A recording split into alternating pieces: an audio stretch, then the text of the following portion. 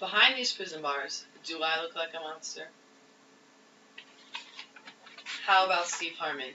Does he look like a monster? Look closely. In Walter D. Meyer's realistic fiction novel Monster, the protagonist, Steve Harmon, is on trial as an accessory to a felony murder. He's only 16 years old, and he is in prison. Steve is referred to as a monster by the state prosecutor.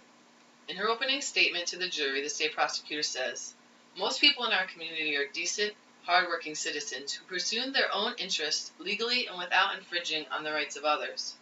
But there are also monsters in our community, people who are willing to steal and kill, people who disregard the rights of others." Was Steve actually a lookout in a robbery gone wrong? Was he framed? Or was Steve just in the wrong place at the wrong time? Walter D. Myers gives a realistic interpretation of what life can be like for a young African-American male growing up in Harlem. At the core of this book is a young black male trying to figure out who he really is and wants to be, despite the prosecution's attempt to paint him as a criminal. In one of Steve's prison journal entries that he pens, he says, "I want to look like a good person.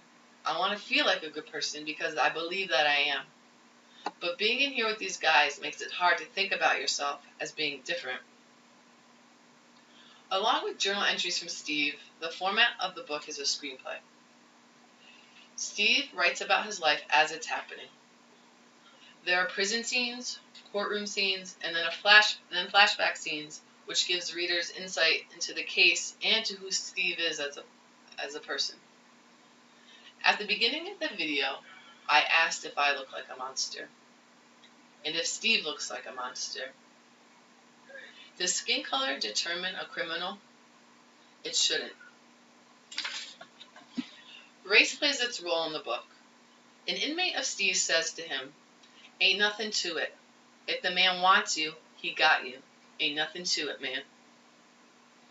In an interview with the author provided in the extra section of the book, Meyer says, "I write to give hope to those kids who are like the ones I knew, poor, troubled, treated indifferently by society."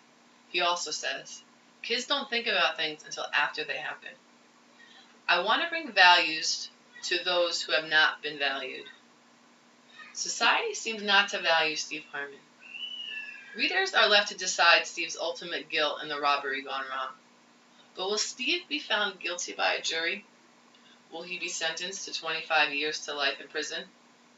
Or will he get a second chance at becoming a person of value? Read to find out.